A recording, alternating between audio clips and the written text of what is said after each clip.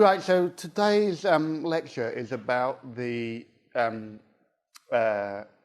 position of women and the nature of gender relations in the 19th century. But I'm basically going to be ranging pretty broadly from the late 18th century through to the early 20th century. But I wanted to begin by linking back to the last lectures. On Tuesday, when I was happily seated where you are now, Ryan was talking about the creation of a new type of liberal system of political representation. And what made it specifically liberal, although this was a term that he didn't use, was the standardization of qualifications to vote by property, gender, and age, and the attempt to distribute seats proportionately to population, which was in fact never entirely achieved. But there was also, in all of that process, the creation of a new idea of what politics was and how it should be conducted, and by what sort of person. And here I want to say to you that in many ways, just as I was telling you about how liberal political economy created a new idea of a particular type of liberal person, so this new type of liberal political system effectively did the same thing. And that new person was, that the new political system was organized around, was rational, was literate, and had the ability to participate in politics in private. That is, free of the disorder and the corruption that used to characterize the political process. Now, it was a sort of fantasy that was never entirely achieved, but that was the design of the system. And the other important thing to emphasize here is, just as liberal political economy was introduced and participated in by both political parties, so this was true of the development of this new political system. So again, when I talk about a liberal system, it's liberal with a small l. I'm not referring to the Liberal Party. I'm talking about a system that is developed by both the Liberal and the Conservative parties as they were at that time. So I say all of this because I want to explain today the peculiar position that women had in this new form of liberalism that was becoming so prevalent in the 19th century. And one of the key elements of the type of liberalism that emerged in the 19th century was its claim to be universally valid, where the fact that these liberal ways of understanding and experience the world were meant to be universally true. And yet, at the same time, we've seen already that there was also an insistence that some groups weren't quite ready to be part of that those universal claims. That some groups, whether it was the poor or the insanitary, or whether it was the underage, or whether it was women when it came to vote, weren't considered to be part of this liberal universe. And this is what historians often refer to as the rule of difference. There's a universal claim, and yet different groups are ruled differently because they're seen to not quite be ready yet for the full liberal settlement. And we could think of that in terms of the poor, the unsanitary. We could think of that about children. We could think of that about colonial subjects. All of these groups were treated very differently. But of course, in a way, a foundational case for the rule of difference was the exclusion of women from many areas of political, social, and economic life. So we've already seen that women played a marginal role in the development of enlightened civil society in the 18th century, although we saw that there were some key women intellectuals who participated in those debates. In your reading, you have come across women being involved in the anti-slavery movement and so forth, but generally they were considered to be outside the pale of those developments. And women, we've also seen on Tuesday, were actively excluded from the political process. In 1832 is the first time that the possession of the vote is linked to specifically male persons only. Chartist movement was campaigning for universal manhood suffrage. Their argument for why men should get the vote is that if men had the vote, they would be able to better look after their dependent women. So increasingly, women came to occupy a subordinate role in the political world. Now, feminist scholars in the 1970s, when women's history really emerged in earnest, constructed a very clear account to try and explain why it was that women were left out of these new liberal processes and settlements. And the explanation went something like this, that there was a new ideology of separate spheres that kept men and women apart and confined them to very different types of worlds. That this was a creation of the late 18th century, that it was a product partly of the Enlightenment, partly of the new evangelical revival, partly the emergence of new forms of industrial capitalism. And this ideology of separate spheres was eventually challenged by the women's movement from the middle of the 19th century, culminating in the achievement of full political equality in 1928, and then pushed again up to the 1970s in the campaigns for broader social and sexual forms of equality. In other words, this account is one in which the feminist movement is the hero that slays the forms of subordination and subjugation that women have been subjected to in the 18th and 19th century, and indeed much of the 20th century. Now, I don't want to seriously challenge that understanding, but I am going to complicate it a little bit today. One of the interesting things about the women's movement is it's both a product of the new forms of liberalism that emerged in the 19th century, and yet deeply critical of it. And it's really that relationship that I'm interested in exploring today. In a way, the women's movement shows the way in which liberalism is undermined by its own contradictions, and it explores and tries to aggravate those contradictions. So as we're going to see, women are absolutely at the forefront of showing that the ideology of the separate spheres is just empirically wrong, that many women actually were forced to operate in public and to work because of the new types of economic and social conditions created by liberal political economy. Women are also at the forefront of claiming that the universal claims to equality before the law that liberalism provided were not extended to women, and this provided a way for them to be able to make their claims.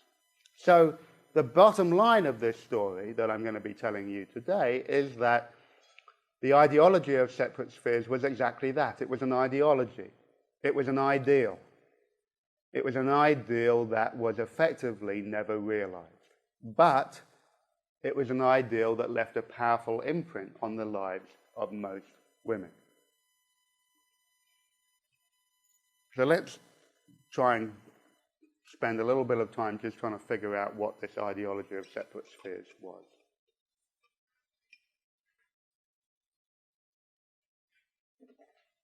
Basically, it was the belief that men and women belonged in different domains, that men belonged in the public domain and that women belonged in the private domain.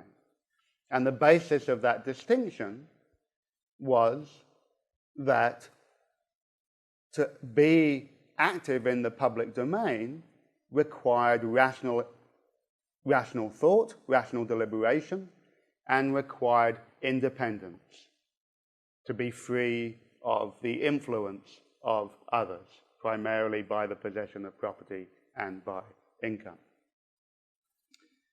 And women were denied both.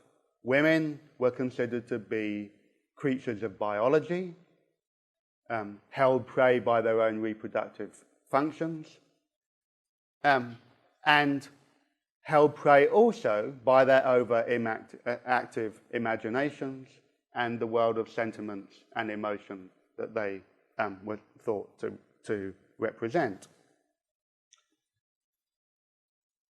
And of course, as we know, women basically had no independence because they were denied the ability to possess property.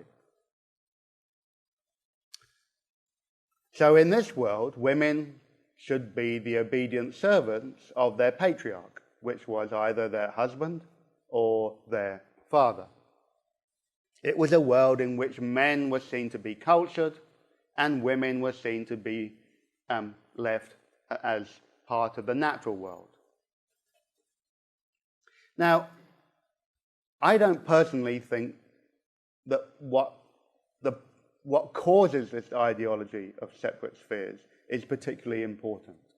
And feminist scholars have spent an awful lot of time trying to argue about when this ideology emerged, because obviously there was an unequal division of gender relations stretching way back before the 18th century, and what caused it.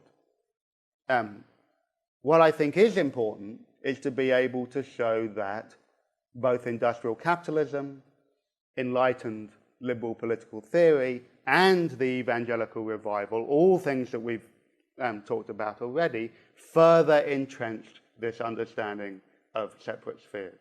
We don't have to necessarily say that separate spheres was invented in the late 18th century, but I think that we can claim that it's an ideology that becomes increasingly entrenched and consolidated from that period by those developments.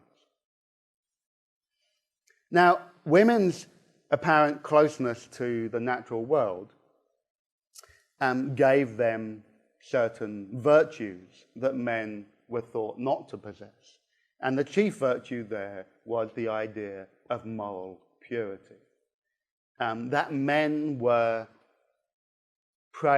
fell danger all the time to corruption of the corrupting influences of the public world, whereas women, because they were increasingly residing in the home, were able to express and to safeguard their moral purity. And this provided the perfect environment for the raising of children, which became their primary purpose, and the looking after their men, allowing their men to recuperate from the travails of operating in the public world.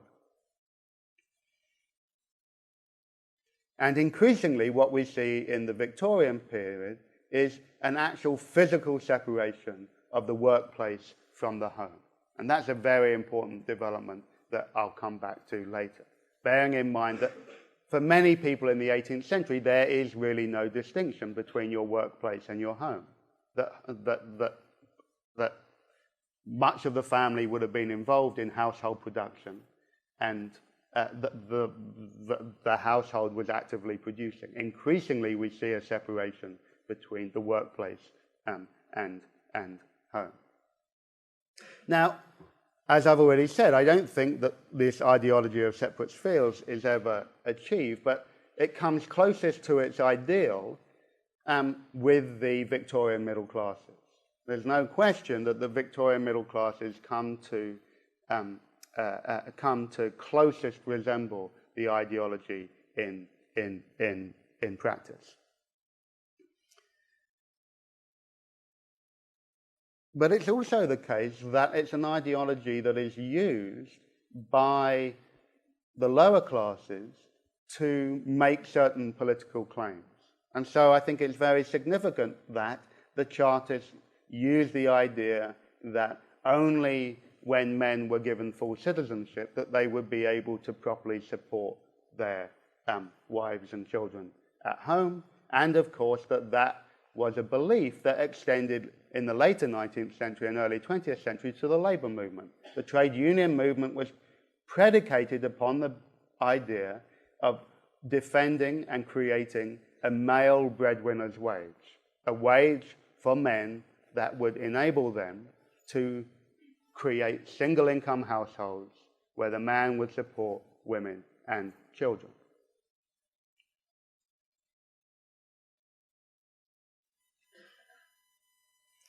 So let's look at this ideal in practice with the so-called angel in the home of the Victorian middle class.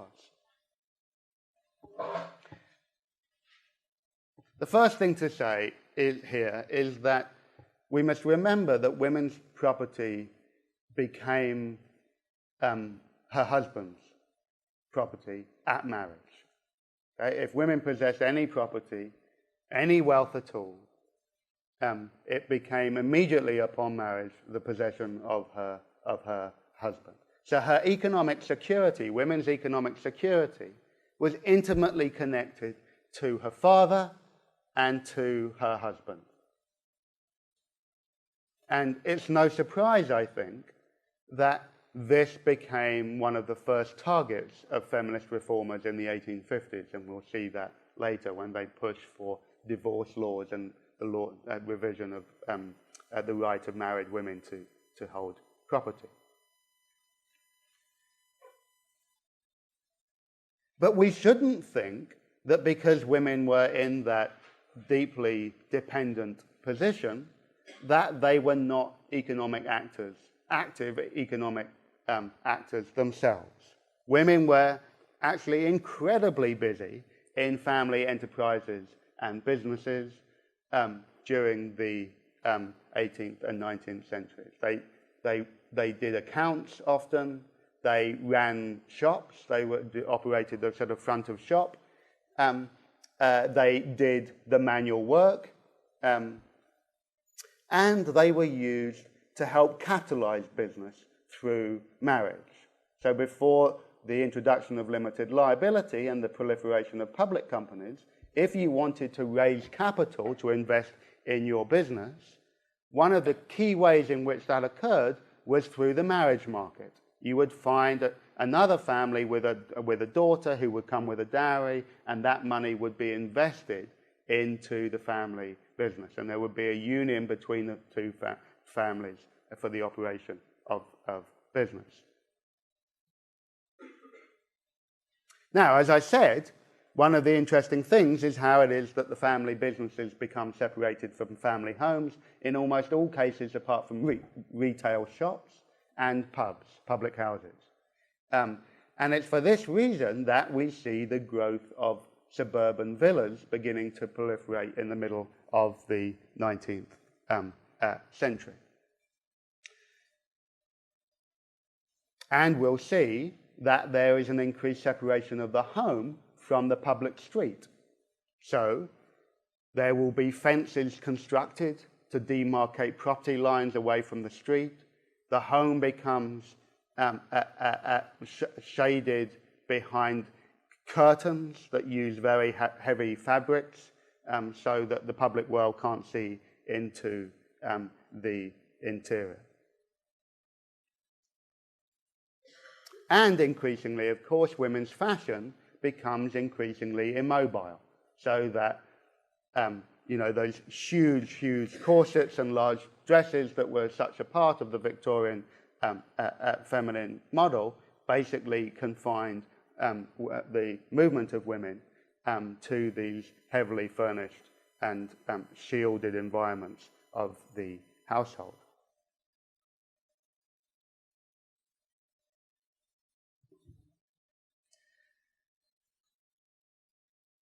But the other way in which women were active economic agents were as household managers. We shouldn't think that because women are increasingly confined to the household that means that they were no longer doing any work. And indeed, in middle-class households, A key job was the management of the servants, bearing in mind that almost all middle-class families would have servants of some type. So let's think that the size of families basically is reduced from having 5 to 6 children at the beginning of a century to 3 or 4 children at the end of a century. If you have an annual income of about £500 a year, i.e. if you're a lawyer or a doctor or something, your household would have maybe 3 servants. If you were a teacher, a journalist, a shopkeeper, or a clerk, you might be able to have a big suburban house, and you would have a cook and maybe 1 or 2 maids. Okay? All of this required the woman of the household to actively manage this workforce. And we shouldn't think that the Victorian household was just confined to children. One of the most interesting things about censuses is that we know that there are extended families, that many households have kin from elsewhere in the country residing, often their friends residing. It's amazing how many people occupy this sort of extended household, and this all requires a considerable amount of work and management. And so therefore it's no surprise that women's household work becomes increasingly professionalized in the second half of the 19th century. And the most famous example of that is Mrs. Beeton's Book of Household Management, published in 1861, that quickly becomes a bestseller, publishing 60,000 copies in its first year and having sold 2 million copies by the end of that decade. I mean, really, there's very few books that are more popular in the 19th century than Mrs. Beeton's. And Mrs. Beeton basically constructs the ideal of the perfect mistress of the household and the techniques that you need to use to run your household effectively.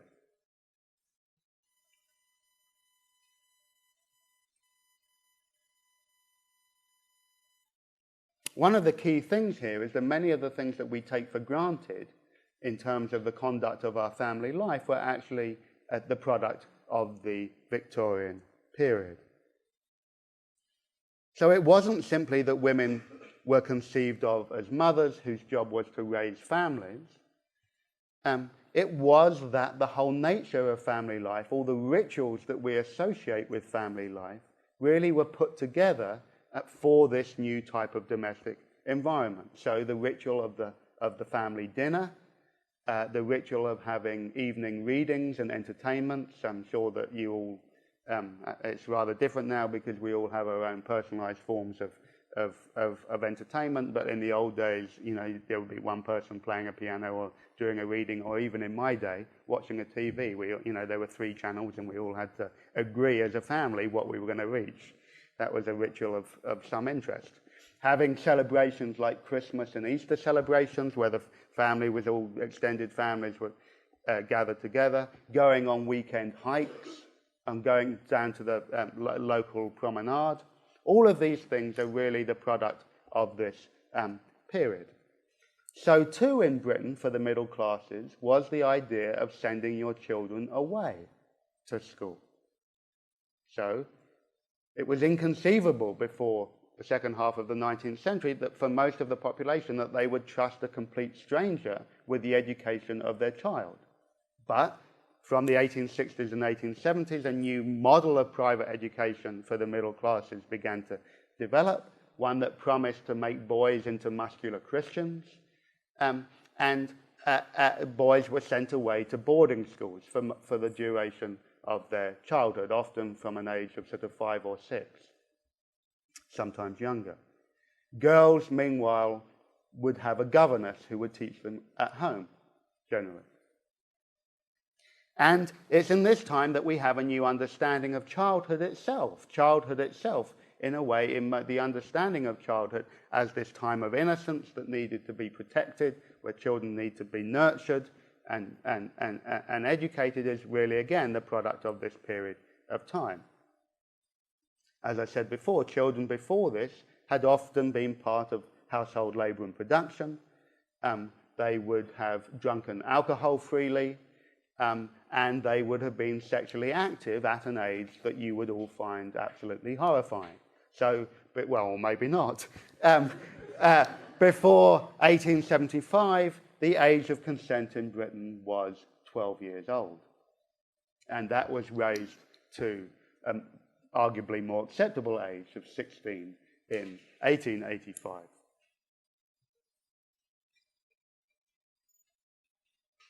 The last point I wanted to make here is that increasingly motherhood becomes not simply about looking after the children at home and rearing, acting as a good mother for your husband, i.e. looking after your husband.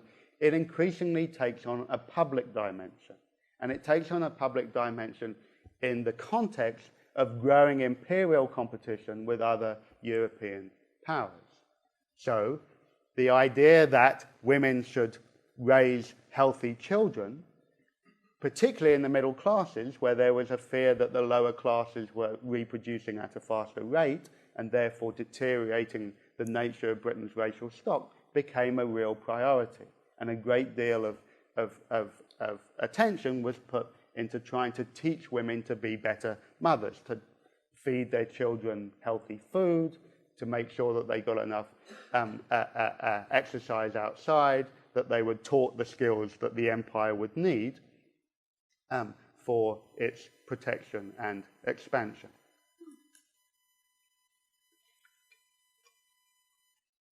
So let's now look at the opposite end of the spectrum, which was not the angel in the home, the middle-class angel in the home, but the reality for most women in the 19th century, the experience of work outside the home.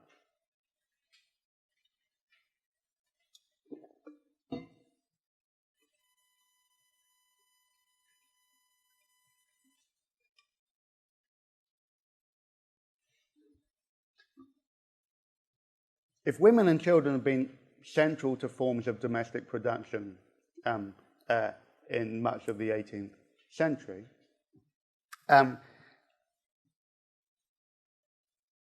they became even more central to the early forms of industrialization in the mills and factories. And indeed, much of the division of labor that had occurred in the household was reproduced in those mills and factories, but the process of work was greatly intensified. And the key difference was that there was no patriarchal oversight. So the husband, the man of the house, was no longer in charge of discerning what was a suitable workload for women and children. Now they were subject to an overseer or a foreman. And in the early 19th century, there became a fair amount of scandal over the conditions in which women and children were working in factories. Indeed, the critics of the new liberal political economy and industrial forms of manufacture fixated on women and children as demonstrating the dehumanizing and demoralizing influence of these new forms of production and understanding of political economy. And it was they, and we've talked about this already, that combined the aristocratic paternalists and working men who combined to pressure Parliament to introduce factory acts that would limit the amount of hours and the condition and improve the conditions that women and children could work in factories. And so you had a whole series of factory acts in 1819, 1833, 1842, 1847, 1850, and they don't stop after that. It's just I'm going to run out of time if I keep going.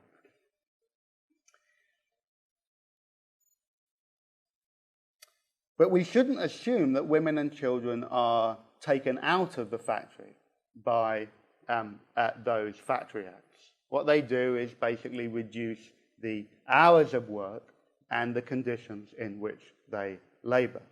And indeed, work was vital for the support, women and children working was vital for the support of most working class households. Most working class households would have been confined to workhouses if they didn't have the additional incomes of their women and children. Now, the ideal was that women would work until they got married, that working class women would work until they would get married, and at that point the daughters' wages would go into the household, into household funds. And the idea was that after marriage you carried on working, but you did so on a part-time basis, so that you would take on occasional homework or needlework in the domestic setting. But unmarried women worked predominantly in two areas. In the new textile industries, which accounted for something like 22% of all women's employment by the middle of the 19th century. And the other most important sector, and often overlooked, was domestic service. Domestic service was by far the biggest form of employment for unmarried working class girls. Something like 40%, accounted for something like 40% of women's employment. And domestic service was seen to be a respectable form of labour because it was in a domestic environment. In a way, it was a form of labour that helped enshrine the family ideal, not challenge it. There were other forms of employment that were very important to women. The clothing industry was very important, and so too was seasonal agricultural work. But a good deal of women's work was made simply invisible because it was not recorded. So a good example of this is that the 1881 census, which recorded the occupations of the population, excluded most categories of work that women did. So there was no recording of seasonal agricultural work, no recording of private domestic work, i.e. taking in someone's laundry or cleaning someone's house, no recording of needlework that you would do in the household for a manufacturer.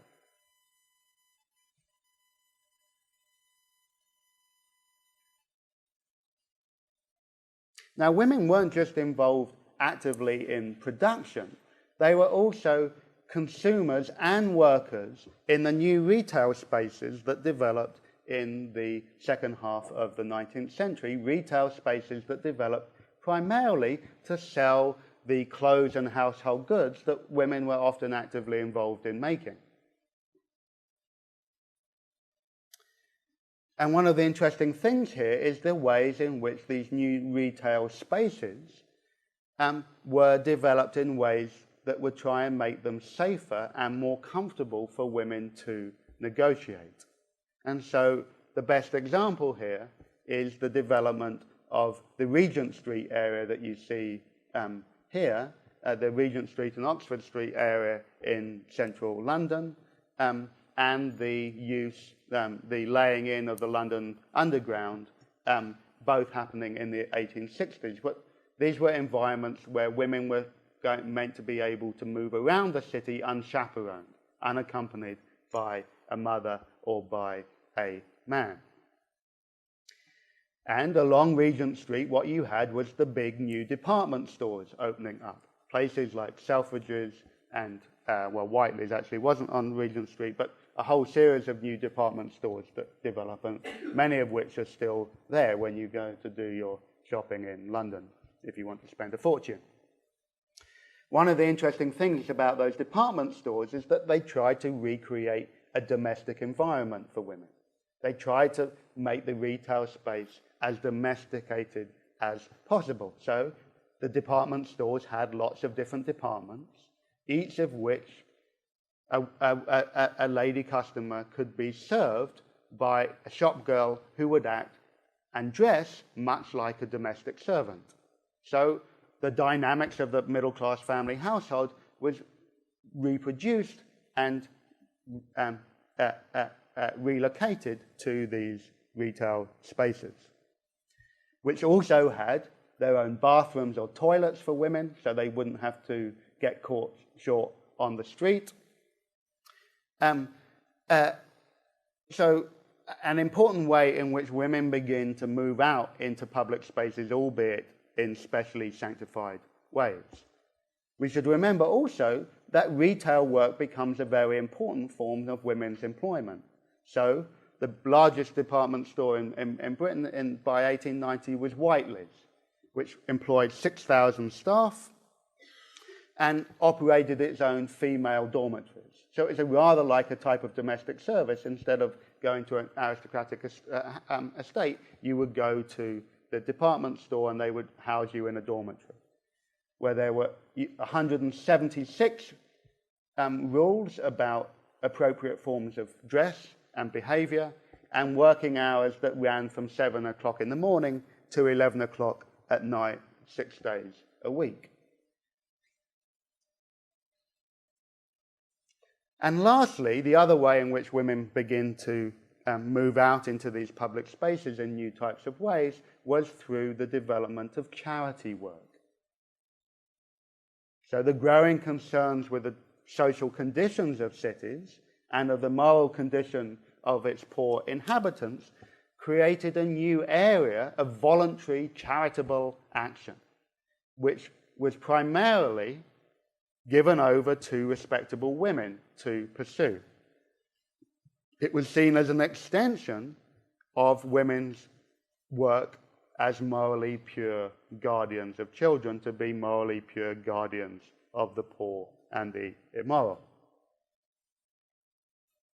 You can see this even happening in the early anti-slavery movements where women are involved, and in the temperance movement from the 1830s. But it accelerates dramatically in the second half of the 19th century, so that by the 1890s, there are 500,000 voluntary women charity workers.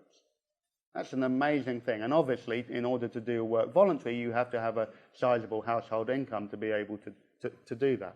In addition, there were 20,000 salaried charity workers that were now operating the new types of positions created by the state. So you would have district nurses, you would have sanitary inspectors, education officers, and increasingly teachers. There were 170,000 women teachers by 1901. So the social problems that were seen to be a product of the bad things about liberal political economy created a new platform for women to emerge as public professionals in the second half of the 19th century.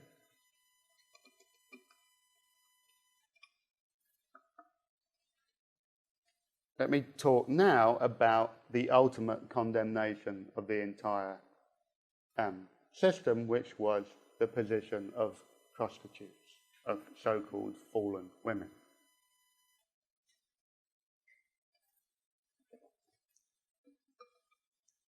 Now, prostitution had always been around, but it became increasingly visible and problematic from the 1850s.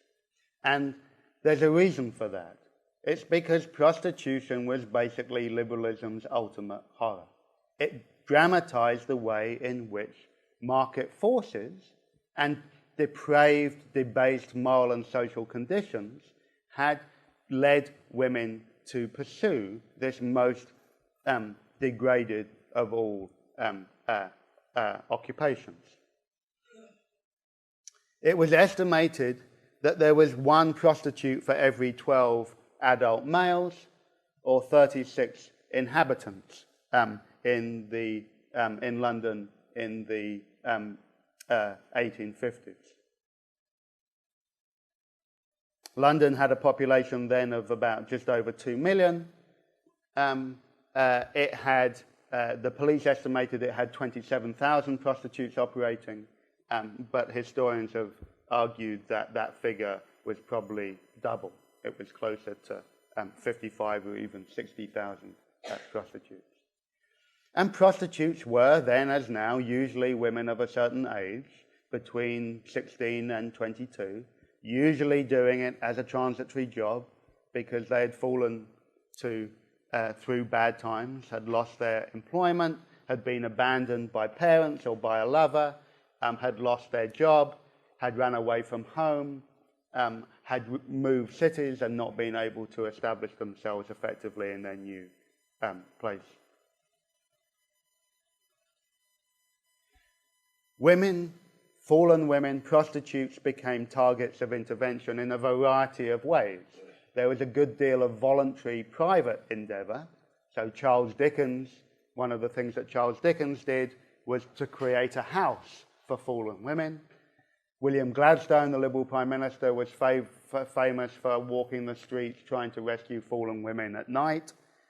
And there were any number of numerous emigration schemes set up to try and enable prostitutes to start a new life in a new world, primarily in Canada, Australia, and New Zealand. But from the 1860s, prostitutes became the determined target of the state, not a voluntary endeavour. And they did so primarily because of military concern, of martial concerns about the high rate of venereal disease in the British military. Venereal disease, which was thought to weaken the state of British men following two catastrophic wars for the British, in which the British Army was pretty much humiliated. The Crimean War and the so-called mutiny in India in 1857.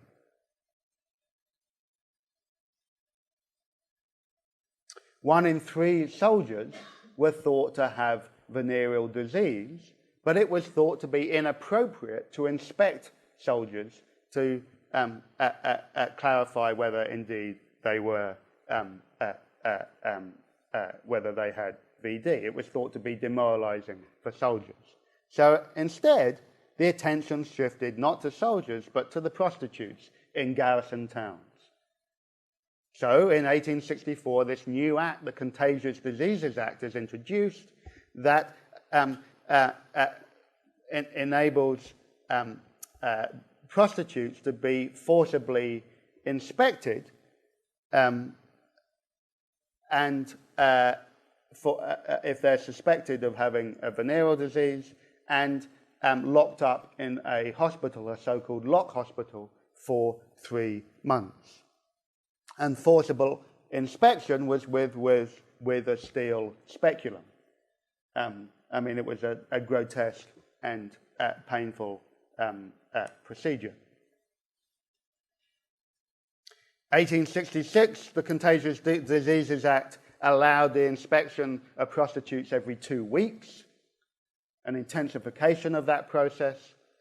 And in 1868, prostitutes now have to carry identity cards, and their period in lock hospitals was extended to 9 months, and that was extended also beyond just the garrison towns. Now, these acts caused an outcry, and they most famously by the figure of Josephine Butler, who established the Ladies' National Association for the Repeal of the Contagious Diseases Act in 1869. Butler led the campaign against the acts, and she did so on 2 grounds. First, she argued that they represented, they characterized the double standard of the ideology of separate spheres. They exposed that double standard by punishing women for men's sexual desires, which were then legitimated it. So, by inspecting prostitutes, by making prostitutes the target, not their male customers, they legitimated male sexual desire. And of course, men's sexual desire made the angels in the home vulnerable to the spread of venereal disease. Women were not being protected in the home if their men were unable to keep their desire in check and would come back with venereal disease. So she argued it was men, not women prostitutes, that were the source of moral corruption and degradation, and it was they who should be punished, not women. The second criticism was of the force of state intervention into literally the most private recesses of the human body. This, Butler said, this use of the steel speculum, this forcible inspection of women through their vaginas, represented the ultimate violence of the liberal state. No state should have the power to be able to violate the sanctity of a citizen's or a subject's body. And in that sense, the campaign was very similar to responses to the introduction of compulsory vaccination and immunization, which also began in the 1860s. The anti-contagious diseases movement was not vast. Between 1870 and 1885, it held something like 900 meetings. It gathered over 17,000 petitions and collected in total 2.5 million signatures. That's not huge, 2.5 million signatures over 15 years. But it did succeed in having the Contagious Diseases Act repealed in 1886. And more importantly, it established those two areas of critique that would become hugely important for the women's suffrage movement later on. I don't have time to talk to you about W.T. Stead and the tribute of modern Babylon. That will have to come in a later lecture, because we should finish off by talking about the rise of the women's movement.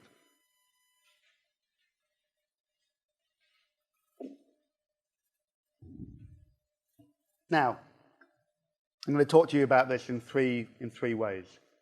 The case for women's suffrage, for women getting the vote, was made on two grounds. One was based upon the claim for equality, that women were the same as men, they were rational and propertied and therefore deserved the same rights as men. The other was made on the basis of arguing that women were different from men, and their difference would make a difference, that women deserved the vote because they could bring different qualities to bear on the political process. And the political process needed those different qualities. So I'm going to explain both of those, and then we'll finish off by talking about how women got the vote. I keep promising to slow down in my lectures, and it hasn't happened yet. But I think I'm getting there. So first, the case for equality.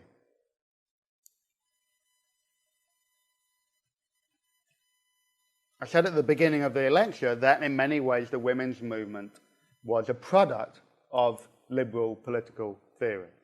And what it sought to do was simply to expand the terms of the liberal political theory first articulated by Locke. What it sought to do was to make the constitutional case for the equality of women. And that happened in a variety of ways around two key ideas. Reason, to establish that women were rational, and to argue that women should also be propertied. The two key features necessary for citizenship in the liberal political system. So with Mary Wollstonecraft's Vindication of the Rights of Women in 1792, remember her argument for the necessity of the education of women against Rousseau, had, of course, first began to articulate the case for women's rational faculties and their development. But in many ways, those arguments are in limbo until the 1850s, when you have the development of the Langham Place Circle, a select group of sort of gentry women, and the publication of the English Women's Journal. A key figure here was Harriet Taylor, the wife of John Stuart Mill, who had written a pamphlet called The Enfranchisement of Women in 1851, but hadn't dared publish it under her own name, so it went out under the name of John Stuart Mill. It provided basically the gist of the argument that Mill would rehash under his own name again in the Subjection of Women in 1869. The Langham Place Circle basically pushed for the legal and educational rights of women, the rights to women for equality before the law, equality in terms of property, a more equitable divorce mechanisms, and access to education and the professions. The Matrimonial Causes Act of 1857 created divorce courts for the first time. Before that, you could only get divorced by an act of parliament, so basically it was confined to the aristocracy. Even this act of 1857 was highly restrictive. Divorce could only be established on the grounds of adultery plus bigamy, cruelty, and desertion. They also lobbied successfully for women's ability to own, married women's ability to own property. And two pieces of legislation resulted from that: the Married Women's Property Act of 1870 and 1882. And it's in the 1870s that Oxford and Cambridge colleges, Oxford and Cambridge University begins to open women's colleges, and the British Medical Association begins to open up for women to become doctors. The Law Society doesn't open up until 1919, but basically education and the professions begin to open up as a consequence of those campaigns. Now, I don't want you to think that the women's movement was just a bunch of genteel ladies in a rather sophisticated address in London and Langham Place. It wasn't. It was also about women in movement, on the streets, making a pain of themselves, because that's how you get things done.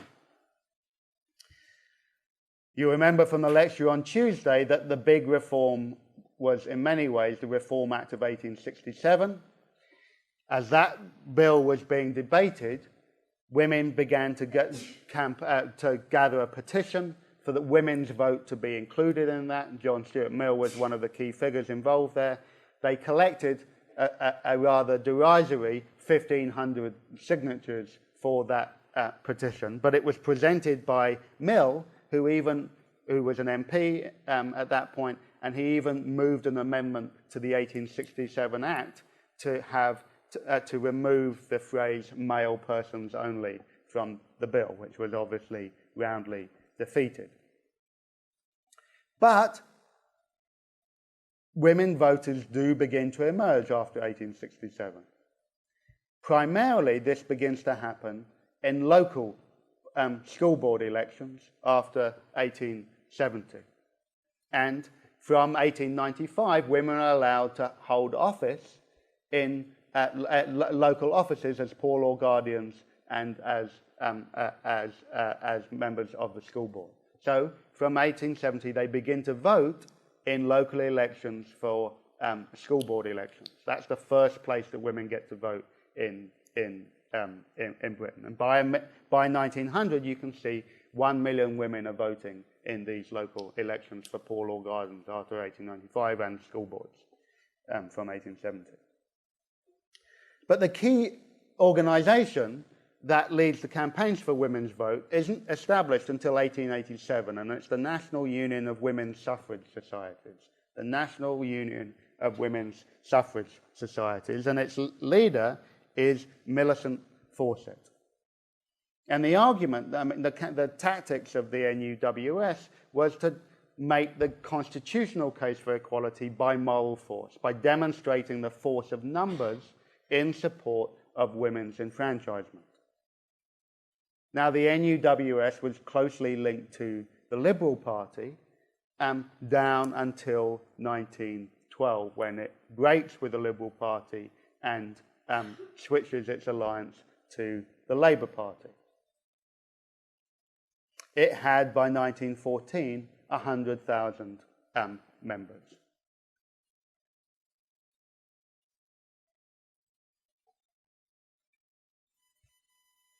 The other wing of the women's suffrage movement were those that argued for not the equality of women, but for the difference of women, and the difference of women being important to be incorporated into the political process. And this is where the influence of Josephine Butler and her criticisms of the double standard and the violent nature of the liberal state become really important. The Women's Political and Social Union, I always get this wrong. I can never remember whether it's the Women's Social and Political Union or the Women's Political and Social Union. But someone out there with it's SPU, Women's Social and Political Union, not the way that I have it down here, was formed in 1903. It broke away from the NUWSS, and it did so around a more militant strategy of campaigning and a more radical critique of the illiberal nature of the state and of masculine power. It basically didn't want to be simply included in a liberal democratic system. It wanted to change the nature of that system. And the key figures here was the Pankhurst family. The women of the Pankhurst family, Emily Pankhurst and her two daughters, Christabel and Sylvia. The Women's Social and Political Union was responsible for dramatizing the exclusion of women in increasingly dramatic ways, by chaining themselves to railings, by setting arson attacks on public buildings, on mailboxes, and most dramatically, by undergoing hunger strikes when they were arrested for disturbances of the public peace.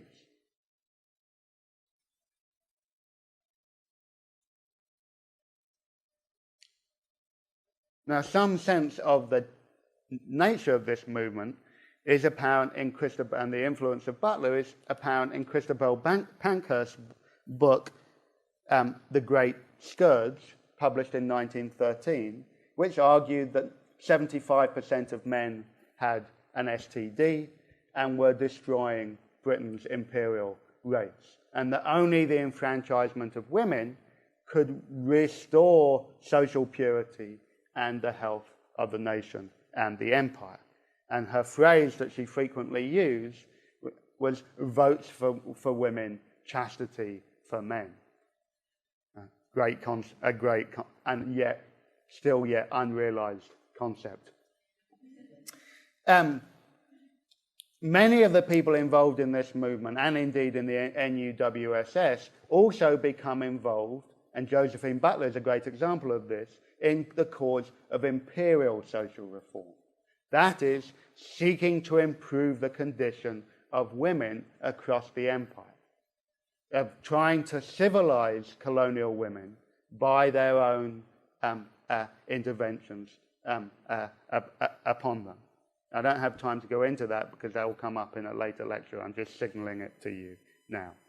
I was going to show you a movement of Christabel Pankhurst getting arrested, but we'll move on because the time is short.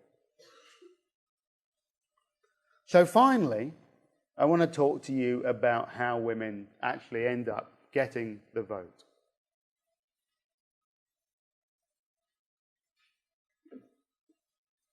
The irony is, in many ways, that neither of the two arguments proposed by the women's suffrage movement were ultimately successful. Women get the vote in 1918. And they get the vote in a very partial way. A partial way that they had completely refused to countenance before the outbreak of the First World War in 1914. They would refuse to accept any compromise that did not enfranchise all women at once. And in 1918, after the declaration of peace in the First World War, they get the vote with a representation of the People's Act, but not all women get the vote. So why do they accept this, and how does it happen? It's important to remember that all suffrage organisations, or pretty much all the main suffrage organisations, suspended their campaigns for the vote immediately with the declaration of war in August 1914. Campaigning for the vote was considered to be an unpatriotic thing, and the women's suffrage movement wanted to show that they were good citizens that would patriotically support the war effort. And women, as we know, became hugely involved in that war effort, and I'll talk to you about this in a later lecture, but they're deeply involved in munitions work, in nursing, and in voluntary food rationing in the running of their households.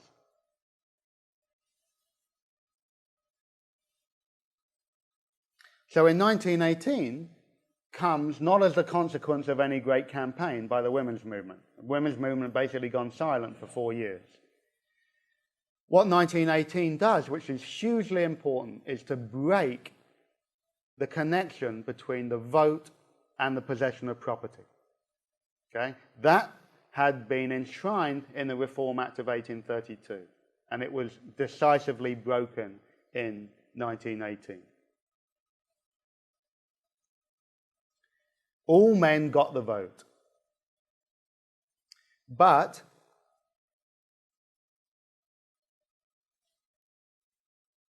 some men were denied the vote still. Conscientious objectors who had refused to fight during the war were had their vote removed, and so did any man on poor relief, or indeed any person on poor relief, or in prison. Women, in contrast, got the vote in 3 types of ways. They got it in reward for their military service. Something like over 3,000 women qualify for the vote for this, having worked for the Red Cross or the Auxiliary Army Corps as nurses, or as doing support work. Second way was they got the vote as part of the university franchise, because amazingly, some universities had their own franchise, because it was thought that undergraduates were the most rational of all potential citizens, and so therefore they had to be encouraged to vote, and they were given a university franchise in addition to their franchise in their permanent residence. So if you're a university student, you had 2 votes, because you are the blessed of the earth, so rational, so literate, so sensible, you have to vote twice. And that franchise actually runs down to 1945. It's not finally abolished until 1945. The last way that women got the vote was as in relation to property. They got it because they were either householders in their own right, or they were the wife of a property holder.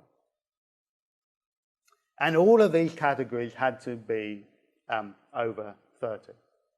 There was an age distinction there. Because it was feared if you enfranchised all women, there would suddenly be a surplus of women voters. Something like 750,000 men had died during the First World War. So that created a huge discrepancy between the numbers of, would have created a huge discrepancies between the numbers of men voters and women voters, and the last thing you could possibly have is more women voting than men, because Lord knows what would happen then. And yet the irony is it's those women under 30 who had primarily been responsible for much of the service during the war, as nurses, as support workers, as munition workers, etc., etc. It's not until 1928 that that fear of the discrepancy between numbers was finally removed and all women get the vote. And again, that happens with no mass mobilization by the women's movement. It's quite an extraordinary thing. It sort of just unfolds almost by default and introduced by a conservative government. And one of the reasons for that is, of course, because women proved to be very good supporters of the Conservative Party.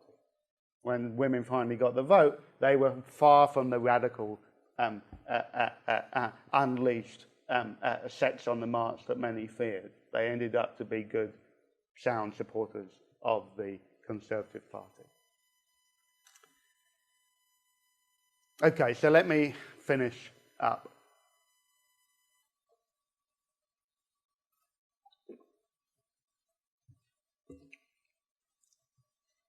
You can tell, I hope, that we've ended up in a slightly different place at the end of this lecture to the account provided by the first generation of feminist scholars in the 1970s.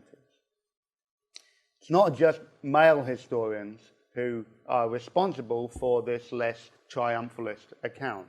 Many feminist scholars have been primarily responsible for this less triumphal story that I'm telling you today. In effect, the argument is now, and this has chiefly been made by actually a former Berkeley PhD called Nicola Gallacci,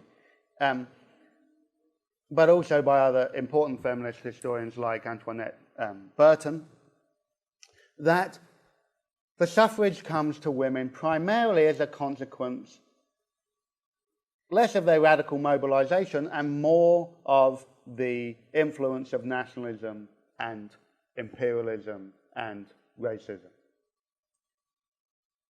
Women's emancipation came as a consequence of their patriotic embrace of the war effort and of the imperial project, not of the radical critiques of the liberal state and the nature of liberal democracy.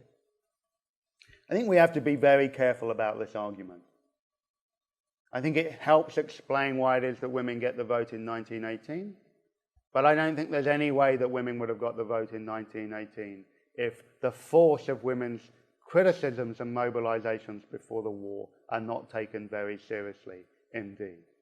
As I said at the beginning of the class, what the women's movement does is basically expose some of the central contradictions of the new liberal common sense that came to predominate in the 19th century. It exposed, for instance, that there was a real uneven work of gender in the 19th century. That while the married middle classes may have approached something close to the ideal of separate spheres, really nobody else did. Nobody else did.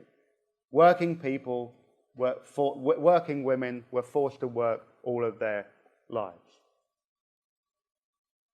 And even respectable middle-class women increasingly become engaged in public activities, not least through shopping and through charitable endeavor.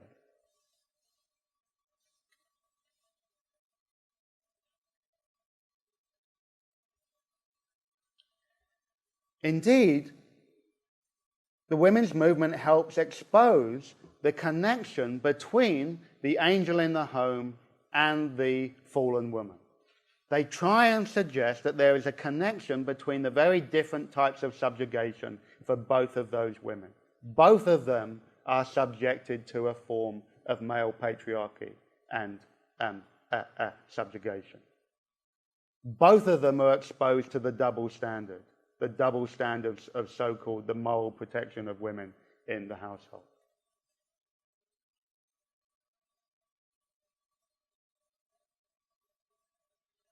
But I want to end up by just reminding you of the really massive advances in the position of women that occur in the second half of the 19th century.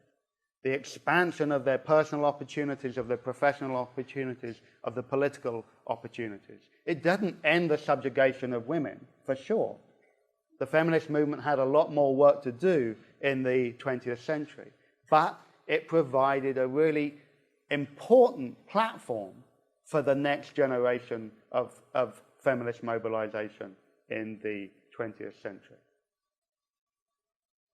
And I think that the dilemma that we all have as historians is trying to figure out quite what is the relationship of this women's movement of the 19th century with the liberalism that had become the common sense of this age. It is both a product of it, and yet it provides a source of criticism of it at the same time. So do we think of the advances of the women's movement in the 19th century as part of the fulfillment of the liberal project that I've been talking about, or as part of its undoing? And on that delicious puzzle, I will leave you for another day.